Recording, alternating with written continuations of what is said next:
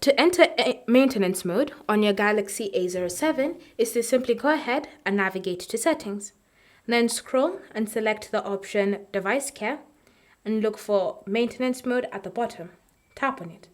From here, all you need to do is simply select turn on, and then you'll be prompted to either choose to create a lock or not.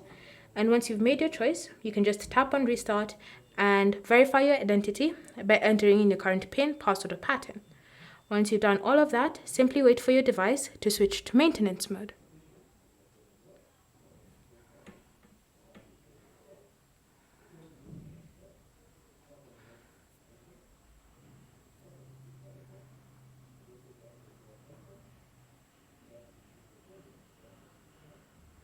And then you should see switching to maintenance mode.